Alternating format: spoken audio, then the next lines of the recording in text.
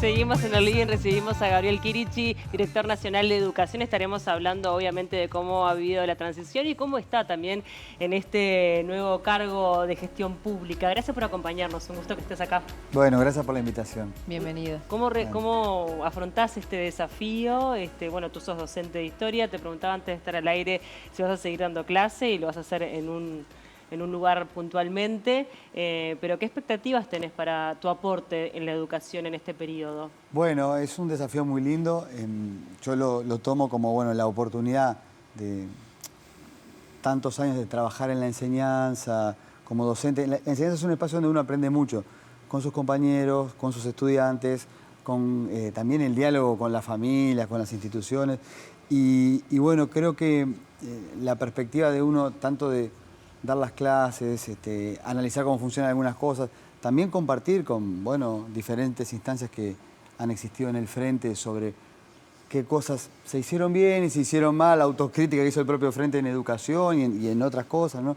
Y cómo se preparó la campaña también pensando en fortalecer algunos elementos, sobre todo esta idea de, comprometernos con que se extienda definitivamente a toda la infancia la cobertura educativa, tratar de apoyar que todos los chiquilines puedan terminar el liceo, chiquilines y chiquilinas, ¿no? Terminen el liceo, sí. Y acá tenemos un desafío muy grande con el sistema de becas y de acompañamientos, o lo que proponía Yamandú también de hacer un gran acuerdo nacional en estos elementos y también de una vez por todas alcanzar la formación universitaria docente. Bueno, eso la verdad que a mí como profesor, también como actor colectivo de la educación. La educación no es sola, ¿no? Es decir, no es ermitaña, no es, la educación es con y con otras. Me da mucha expectativa de poder contribuir, y además hay equipos muy interesantes de gente que venía trabajando, de gente que se suma, y eso para mí es muy esperanzador, porque en Uruguay la educación es un factor más allá que ha habido y seguirán habiendo contradicciones, críticas, un factor de orgullo nacional, ¿no? Es decir, cuando uno mira, y esto no por el Uruguay, Suiza de América o la excepcionalidad, pero cuando uno mira el nivel de las maestras, de los profes, cuando van jóvenes uruguayos a olimpiadas, sea de matemáticas, no porque cómo ganan o no, sino por el nivel de la educación en general promedio, tenemos un sistema sobre el que hay caminado históricamente pero cosas que se ha ido buenas. Deteriorando. Bueno, y que creo que estamos en condiciones, esto es un poco utópico, pero si no tenemos utopías, ¿qué haríamos, no? Sí. Estamos en condiciones hoy de dar una conversación mucho más optimista y seria para recuperar o mejorar esas zonas dañadas, pero de un sistema educativo que en su conjunto es muy valioso y que ha tenido cosas de vanguardia. Entonces, me parece que, desde la Dirección de Educación podemos contribuir articulando, promoviendo, recuperando también la confianza en la educación, que es muy importante esto, ¿no? Porque es el factor que, mal o bien, puede lograr aquella prometida sociedad de igualdad de oportunidades. Sí, eso es el camino, ¿no? Pero ¿cómo hacemos para no quedarnos con ese discurso del Uruguay que fue en su momento, el orgullo que igual todavía nos da la educación, pero hay un consenso nacional con que se necesita hincarle el diente a este tema, y son muchas las aristas, ¿no? Veíamos las cifras de ausentismo crónico y otros temas que realmente complican. ¿Dónde hay que ir ahora? Bueno, ahí yo diría esto como primer gran, ahora le dicen claim, ¿no? O eslogan. Qué moderno. Sí, ¿no? Claro, pero yo creo que hay que convencernos de que la educación va a estar buena, ¿no? O sea, que para los chiquilines y las chiquilinas está bueno ir al liceo, que además es importante ir todos los días, ¿no?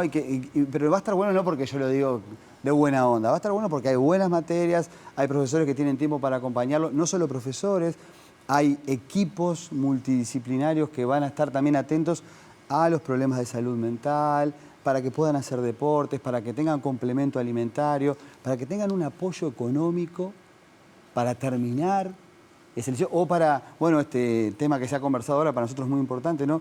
Pensemos que una de las promesas a cumplir completamente de campaña de Yamandú allá en Colonia fue la del inicio con 2.500 pesos. ¿Se acuerdan de esa Sí, promesa, no? sí, que generó también su claro, polémica. Claro, porque genera una polémica que es menor porque esto está claramente prevista para cuando sea el presupuesto generado por la nueva administración.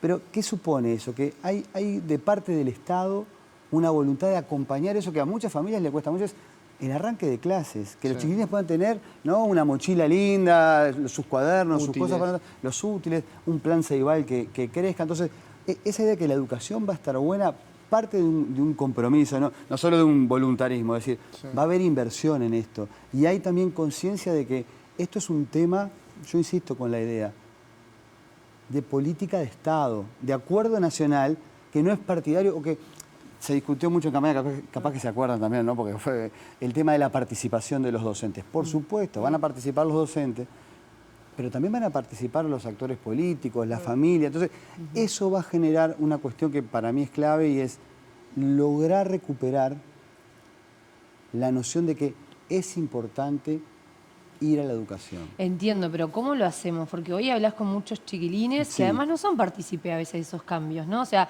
adultos tomando decisiones por los jóvenes es muy común acá en Uruguay, ¿no? Ellos no participan. Y la verdad que las cosas que se dan, las materias que se dan, las maneras, los modos, los temas que se abordan, no parecen cercanos a su realidad. O sea, hay que hacer una transformación que es mucho más profunda que solo dinero. Bueno, eso, mira, Maggie, perdón que te digo Maggie porque tenemos un vínculo de... Ya conté que había sido mi profesor, ¿no? sí. Yo creo que es un tema complejo plantearlo como que las materias o esto no motivan a los alumnos y no ver que en realidad si las materias tienen acompañamiento, buena infraestructura, recursos y los docentes capacidad para trabajar en formatos innovadores, a los chiquilines les va a encantar ir al liceo. Es decir, hay propuestas, capaz que ustedes se acuerdan también de esto, ¿no?, cuando se empezaron a generar, por ejemplo, los bachilleratos tecnológicos o el bachillerato artístico. Ahora incluso hay algunas experiencias deportivas, por ejemplo, de la UTU y cuadros de fútbol. Hay una experiencia muy linda de Nacional. Los chiquilines son futbolistas y van a las clases, ¿no? Y están en el ámbito educativo. Yo creo que lo que tenemos que lograr, esto es un desafío, pero que se hace en colectivo, es generar las mejores oportunidades para que las prácticas de enseñanza buenas se multipliquen, para que tengan respaldo y confiar en que también en esas prácticas... Mirá, yo acá me pongo un poco como docente también, pero los profesores, las maestras, todos sabemos cuando las clases están buenas o no. Y eso solo te lo devuelve que los chiquilines estén. Entonces ahí lo que nosotros como, en este caso, autoridades políticas del Estado, somos responsables de generar las condiciones para que, no sé, el plan Ceibal, las ATD, los consejos o los viejos consejos renovados en las direcciones generales puedan estimular a que esas prácticas ocurran y se multipliquen. Y también yo pienso que, bueno, en esta charla que tenemos ahora, ¿no?, los medios de comunicación son muy importantes. ¿Cuánto difundimos las buenas prácticas, las buenas experiencias que hay de campamento? Ahora se fueron los clubes de ciencia de campamento a la Arequita, ¿no? Sería lindo que hubiera una cobertura de todos los informativos de esa hora. Hay un problema en la educación y está cubierto por todos. Sí, bueno, entonces hay una lógica que tenemos que recuperar de las cosas buenas, que no quiere decir ser optimistas y nada más. Claro. Y ahí yo creo que también, si eso empieza a ser más noticia, seguro que nos vamos a enterar de cuáles materias son aburridas, de dónde nos están faltando, dónde están los problemas. ¿Por qué, por ejemplo, mirá, tenemos toda una cuestión con el ausentismo de los chiquilines? ¿Y las familias? ¿Por qué no los mandan? Hay una cosa que estamos pensando, digo porque no es solo discurso idealista, es volver al docente comunitario. Ahí eran más jóvenes ustedes, pero cuando las maestras comunitarias, que fueron muy importantes para salir de la crisis del 2002, capaz que lo tenemos que hacer ahora en los liceos y en las UTU, iban a los barrios. Porque también las familias veían costos, no le encontraban sentido al liceo, ¿no? Entonces, hay que trabajar por ese lado. Sí, que a veces se termina recargando al docente, ¿no? Y muchas veces en cuestiones que a veces no tiene que ver necesariamente con la docencia. Igual entiendo el término de docente comunitario que planteabas.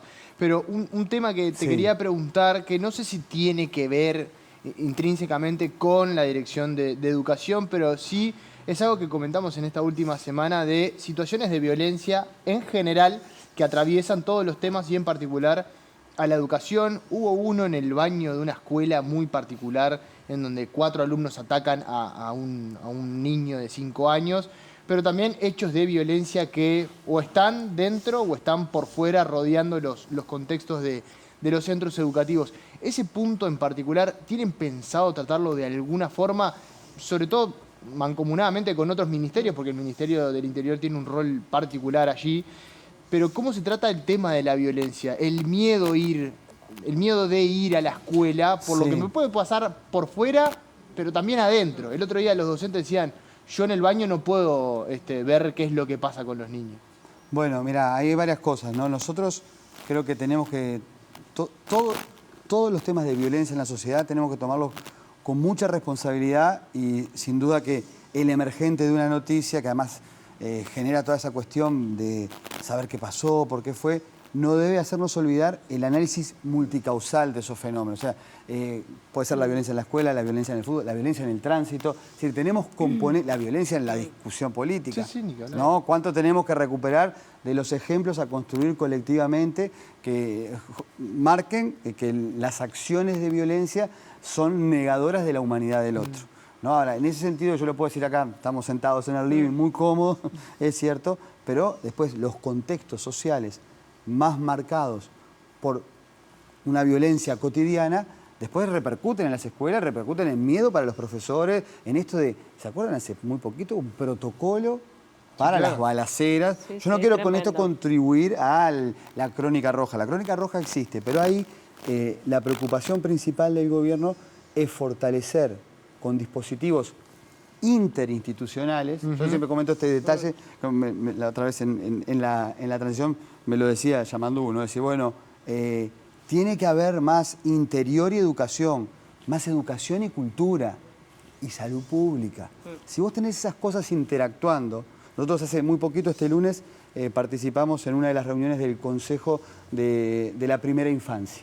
¿No? Entonces estaba el MIDES, el INAU, MIDES y INAU son lo mismo, pero diferente, la territorial y la de INAU, pero estaba Salud Pública, ANEP, ¿no? El Ministerio de Educación y Cultura, para tratar de rodear de políticas que sean interinstitucionales estos contextos en donde yo creo que hay que atender con mucho cuidado los reclamos de las familias, los reclamos de los docentes y sin duda hay que invertir. O sea, esto... No, yo hablo así, pero bueno, es lo que yo pienso, no voy a cambiar. Cuando se habla del gasto educativo, no. Es inversión para la sociedad. Si tenemos escuelas seguras, de buena convivencia, ¿no? También la escuela tiene que trabajar esto, la escuela no debe cerrarse, pero es obvio que si es agredida va a tender a, ¿no? hasta a defenderse. Y al mismo tiempo, un límite que se pasó y que lo hemos hablado mucho en este programa, que es, antes parecía ser que la escuela era una especie de... embajada que no se podía penetrar porque ahí se estaba violando una norma moral y ética un poco más grave y que hoy en día ese límite parece estar borroneándose bastante. Sí, yo creo que esto es un fenómeno de deterioro no reciente, ¿no? Ya hace unas décadas que ha habido robo a escuelas, agresiones a maestras. Ese problema que es creciente creo que se tiene que abordar con un reforzamiento interinstitucional e intercultural. Yo siempre pongo este ejemplo, creo que bueno, van a coincidir, ¿no? Como el Sacude. Es decir, es un espacio que es deportivo, que es artístico, que es educativo y que es social. Hablando ¿no? de lo interinstitucional, pensaba en las cárceles, ¿no? En la oportunidad que tenemos para mejorar la seguridad pública, brindando la educación correspondiente dentro de los centros penitenciarios. Ahí hay una situación muy compleja, primero porque la realidad de los centros de rehabilitación son muy dispares, o sea, hay cárceles en donde de verdad hay una buena convivencia y en otros que es prácticamente impenetrable para los operadores y para los docentes que quieren ingresar a dar las clases. Pero ¿cómo van a trabajar y cómo van a fortalecer el tema de la educación dentro de las cárceles, que es, a mi entender, una de las claves para mejorar la seguridad pública? Bueno, yo comparto plenamente. Esto también se conversó en la transición. Ahí al MEC le toca un rol también muy interesante de articulador. La Dirección de Educación es un lugar muy lindo para trabajar, lo estamos conociendo y hago un paréntesis, pero porque tiene que ver con lo que vos preguntabas. También tuvimos una muy linda experiencia de transición con los funcionarios que vienen de antes, que la verdad que tienen un compromiso muy grande, y con programas. Por ejemplo, el Programa Nacional de Educación en Cárceles está instalado en la Dirección de Educación del MEC. Y ese programa, que ya tiene 54 educadores, la idea es que articule con la dirección actual del INR. Incluso, mira, es como esas cosas que dan para la esperanza, no es solo por ganas de tener esperanza. Ana Juanches, que es la actual directora del INR, coordinaba el programa de educación en cárceles del MEC. Entonces, en la actualidad nosotros estamos armando un equipo con los educadores actuales, más una coordinación que está, además, va a estar integrada por Gabriela Pasturino, que era parte de Cárceles Udelar, y la idea es generar, con recursos fortalecidos, un sistema unificado para que verdaderamente podamos empezar a hablar de habilitación. Siempre recuerdo unas charlas hermosas que nos daba en el Colegio Poveda un sacerdote que trabajaba en cárceles, Andolfo, que nos decía, antes que rehabilitar a muchas de las personas del sistema, los privados de libertad carcelario, hay que habilitarlos a escribir. Bueno, yo lo digo así, perdone, pero que no, es, pues es un tema, es un darle censo, la oportunidad. Exactamente, darle la oportunidad, capaz que por primera vez en la administración pasada se hizo un relevamiento que lo coordinó Federico Guillén, parte de este programa, que fue del o sea, el analfabetismo carcelario en algunos lugares llegaba al 50%. No, Estamos hablando de mayores de edad. Es tremendo. Entonces, tiene que ser un foco, pero está relacionado con lo otro, porque si yo logro en las cárceles recuperar el sentido, o dar por primera vez el sentido que educarse es una ventana para una vida sin tanta violencia, voy a estar contribuyendo también a que en la convivencia cotidiana, estos factores que afectan a la escuela, a los territorios de las violencias cotidianas, también disminuyan. Y ahí yo creo que vuelvo entre comillas, al claim. Va a estar bueno que la educación esté buena, también para convivir mejor entre todos, también para desarrollarnos como país, ¿no? Pero ahí entra la transversalidad, ¿no? De la que hablabas, porque yo estuve hace poco en la cárcel de mujeres y me decían, bueno, acá es marginal el número de gente que viene y las que vienen es para redimir pena, ¿no? No van porque tienen ganas de aprender, ¿no? O sea, eso hay que trabajar. Pero además, yo no puedo pedirle a alguien que vaya a estudiar si la tengo en un cuarto de 1 metro por 1 metro durmiendo con 10 personas más, ¿no? Si la comida que tiene es lamentable, si duerme con miedo porque tiene miedo que la maten. Entonces, es como muy complejo, ¿no? Está buenísimo pensar en eso, pero hay otro montón de necesidades que tienen las cárceles que hablo de esa transversalidad de trabajar con todos los actores públicos. Y realidades muy distintas, ¿no? Sí. Claro, muy Lo que pasa compleja. es que estamos hablando, son cárceles muy chiquitas las que tienen como más éxito. Las cárceles grandes, donde hay mayor población, son las que están más Pero estamos hablando de una situación que yo creo que, aunque sea menor, ya dar el paso de estar diciendo que la educación pública uruguaya también se va a ocupar de este tema, sin olvidar a los jóvenes que tienen que terminar el liceo y aunque las becas. sean 3 siempre vale la pena. Sí, está claro. Porque además, y dar los recursos necesarios para que esto pase, ¿no? Sin porque duda, en definitiva, digo, todo bien con las ideas, pero hay que invertir, yo ahí lo que puedo garantizar de las conversaciones que hemos tenido, o sea, obviamente que después el plano presupuestal va a tener infinidad de demandas y todas muy urgentes. Pensemos en la vivienda, ¿no? Claro.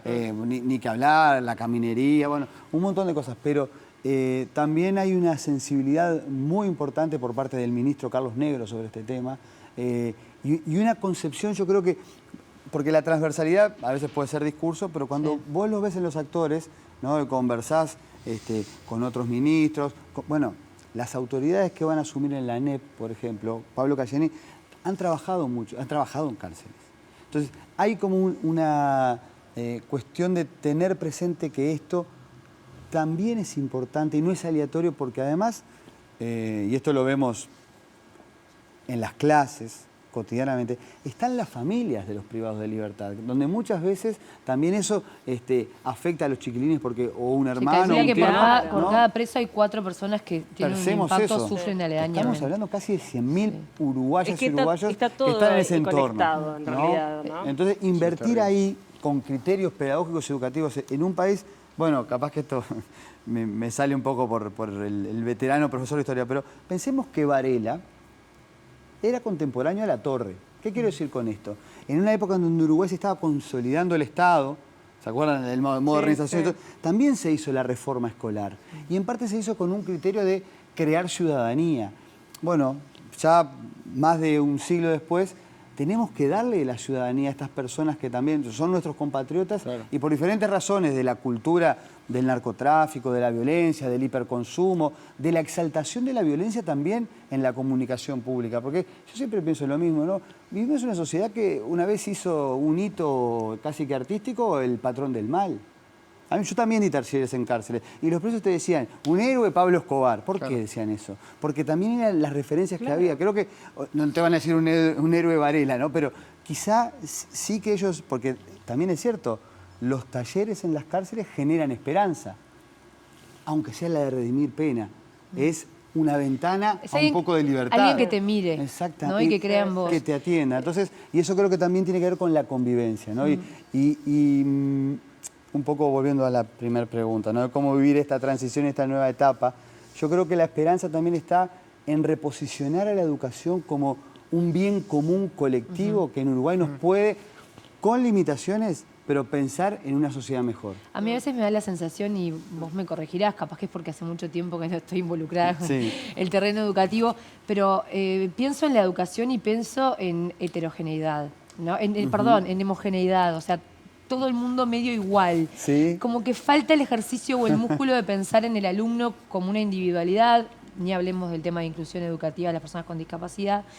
Pero se trabaja lo mismo, el plan tiene que ser el mismo, el abordaje tiene que ser el mismo en una escuela, en Malvin, en Pocitos, que en Casaballe o en barrios que tienen otras necesidades, otras urgencias. ¿Cómo hacemos para pensar la educación enfocada en el alumnado que tengo enfrente y no en la generalidad? Bueno, mira, justo el otro día en la Asunción en el Sodre, cuando Maía hizo la presentación del equipo, yo quedé muy contento porque nos acompañó Isabel Revetria, que era la directora del Colegio Poveda. El Colegio Poveda es un colegio ahora muy menor, chiquito, ahí en Brazo Oriental. Menor Fuiste profesor, sí. Yo después fui profesor ahí, fue mi primer lugar de profesor, porque cuando te recibís de historia en general hay muchos egresados y no puedes agarrar horas en el público. Yo empecé a trabajar 2001, el Poveda trabajaba con inclusión educativa, y necesidades educativas especiales, teníamos niños con variadas dificultades motrices, cognitivas, pero también con la obra del Padre Cacho, entonces diferencias sociales,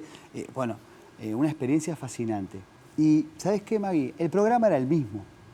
Lo que teníamos era la oportunidad de una asistente psicológica para trabajar con los chiquilines con problemas de determinadas características. El abordaje. Otro tiempo para en las coordinaciones abordar y poder hacer las pruebas, ¿viste lo que llaman las adaptaciones curriculares? Sí, claro. En 2001 el Poveda ya lo hacía, ¿no? Y con recursos muy menguados, no era un colegio de élite, ¿no? Y te apoyaban las monjas, perdón, las laicas consagradas, las teresianas, perdón que dije las monjas, ¿no? Que tenían una vocación para ayudar en la obra del Padre Cacho. Y para mí fue una escuela de práctica espectacular. Vos lo que tenés que tener en los diferentes lugares es un mismo programa común, pero los dispositivos para atender la heterogeneidad que permitan también que afloren las diferentes capacidades. No es, yo, viste que hoy lo mencioné, no es lo mismo un liceo donde la mayoría de los gurises tiene una relación con el, por ejemplo, con el mar, o sea, cerca de donde hay pescadores, que un liceo... En la ruralidad. Sí, claro, Exactamente. totalmente ¿viste? diferente. Entonces, yo creo que en Uruguay tenemos muy buenas experiencias de diversidad pedagógica, que a veces no se difunden tanto. Creo que ahora, bueno, también es una gran noticia, me parece, ¿no? Fiorella Jaime coordinando el Ceibal, ¿no? Viste que el Ceibal empezó con toda esta movida de premiar a las comunidades educativas innovadoras. Y vos ves, bueno, si ustedes lo habrán visto, pero en las ferias del LATU de fin de año, los proyectos Ceibal están todos vinculados, que hablábamos también de esto, ¿no? A lo productivo, Sí. al medio ambiente, a las realidades locales. Hay mucha más capacidad de adaptación hoy con las tradiciones pedagógicas uruguayas. Porque vos fíjate que se van a cumplir 80 años de las misiones sociopedagógicas del maestro Soler. Ahora estuvo el nombre de la escuela y todo eso allá en el Parlamento que mencionó Blanca Rodríguez, ¿no? Y no es una mención al azar. Eran maestros de la Pedagogía Nacional que iban a la ruralidad a ver cómo se podía hacer para cambiar las prácticas. Y claro, Soler terminó siendo quizá el intelectual uruguayo más destacado, por más que hay muchos intelectuales, vi la nota esa tan linda que se hizo de los intelectuales, y Soler debería haber estado. Presidió la UNESCO. No sé, quizá Enrique Iglesias es el otro así, no importa esto, la mérito, pero Sí. un maestro uruguayo, ¿no? Entonces yo creo que si recuperamos también esas tradiciones y las actualizamos con recursos y con capacidad de que la comunidad participe. No es que hay un grupo de profes o maestros iluminados. Nosotros tenemos una vocación de estar en la sociedad y trabajar con la gente, que escuchemos a los chiquilines y también sus demandas, y que haya recursos para la diversidad. No puede ser que haya un psicólogo o una psicóloga para 4 liceos de bachillerato en el Prado, con los problemas que tienen los chiquilines de bachillerato, y tienen un psicólogo. Eso no puede ser. Kirichi, la pregunta siguiente es puntual respecto a una polémica, una discusión A más ver. que polémica que se dio respecto a llevo a mi niño a la escuela, recibo la contraprestación de la tarjeta Uruguay Social, no lo llevo, no tengo ese dinero. Es algo que, según he podido leer, informarme, va a resultar cambiado. ¿Cuál es la postura que tienen desde el Ministerio de Educación Nosotros y Cultura sobre en eso? el Ministerio lo que estamos empezando a conversar, también de manera interinstitucional, es el Programa Nacional de Becas, que ya existen, pero que se van a ampliar, sobre todo pensando en lo que vos preguntás del liceo, la beca Butiá, es la beca que acompaña a los adolescentes. La idea es extenderla para que finalicen todo el ciclo secundario, sea en la UTO, en el liceo o en los ECAP, que también los ECAP dependen del MEC, que es una experiencia muy interesante en zonas muy comprometidas económicamente, donde hacen trabajo, alimentación y van terminando el liceo.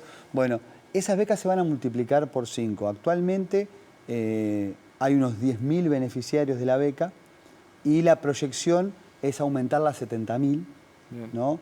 Porque, bueno, estuvimos viendo también con la gente que ya trabaja, becas, y que lo viene haciendo muy bien en el MEC. Actualmente se postulan 70.000 adolescentes a la beca. Entonces, ¿qué pasa? La beca tiene una condición diferente a la prestación económica. La beca supone concebir que vamos a acompañar al chiquilín, al estudiante y su familia a que pueda terminar. Pero no como una condición de con esta plata que vas a terminar, sino que hay un suplemento para que en tu casa, lo que podría ser una necesidad de que salgas a trabajar, porque muchas veces dejan la lección, no porque está esta discusión, bueno, yo la valoro, ahí también pero está todo lo de la formación dual la que le pueda compensación, llegar a claro, dar, ¿no? y los Una salida chiquilines laboral. más grandes son, muchas veces, bueno, el que va a la escuela tiene, ¿no? El merendero, come en la escuela, no sé qué, es chico, el grande ya puede trabajar, puede aportar dinero, deja el liceo donde, bueno, la percepción es no, que no lo deje, que venga siempre. Con esta idea de que venir siempre va a estar bueno y que además, nosotros ahí estamos viendo, por ejemplo, va a tener un acompañamiento también con apoyo del Ceibal, con tutor. No es que vení y ya está, no es venir para cobrar, es venir porque tenés un apoyo, porque el Estado considera que la educación es importante para que cada una y cada uno termine y pueda también eso, porque esto es lo otro, ¿no? A nosotros como profesores, a los adscriptos, a los equipos multidisciplinarios, les digamos, hay que atender a estos chiquilines, están viniendo, porque también nos pasa, lo que vos decís es la recarga docente. Bueno, ¿cómo hacemos para darle ese apoyo? ¿No? Y el sistema de becas creo que es un paso, lo vamos a trabajar con cuidado, lo vamos a estudiar, pero es un paso de mayor sofisticación en una política pública que no es solo traspasar dinero. Para todo esto se necesita plata. ¿Se va a llegar al 6+1? Bueno, nosotros estamos viendo ahí, primero, son dos cosas diferentes, pero el 6+1 es grande, ¿no? Y la política de becas, esto lo digo con cuidado porque se estudió en la previa de la campaña electoral y es posible llevarla adelante. No se puede llevar quizás de repente en el primer año de gobierno, hay que trabajar de cara al presupuesto, construirla bien, hacer que el instrumento llegue a donde tiene que llegar. Este es todo un asunto que lo vamos a hacer con mucha responsabilidad, ¿no? Pero eso va junto con el 6+1. Y ahí también hay un compromiso, yo lo he dicho muchas veces, y ustedes supongo que ya lo entrevistaron, lo entrevistarán, pero tenemos un ministro de Economía que tiene entre sus concepciones más sustantivas que para el desarrollo. La otra cara de esto que hablamos, si la educación es un salvataje para problemas de la sociedad, de convivencia, de exclusión, pero también la educación es una plataforma para pensar el desarrollo, las capacidades. O sea, tenemos gurises y gurises que si les damos chance, escriben cosas notables, hacen streaming espectaculares, son tremendos deportistas, solo que a veces no tienen la oportunidad. Y si ustedes, bueno, supongo que lo habrán explorado, pero miran el capítulo de educación del libro El despegue de Odone, es bien interesante cómo la concibe como una parte central. No es una política asistencial. Después, eso, ¿por qué lo comento? Hace que lo que se viene estudiando en la transición permita pensar que se llegue al 6+1 al final del periodo. Bien. Gabriel, nos han quedado muchísimos temas, obviamente, pero bueno, el tiempo es así. Te agradecemos por haber estado aquí en el Living y te convocaremos más adelante. Con gusto, porque siempre charlar de educación es importante y creo que nos tiene que dejar a todos con ganas de más. Gracias Bien, por venir. Gracias a ustedes.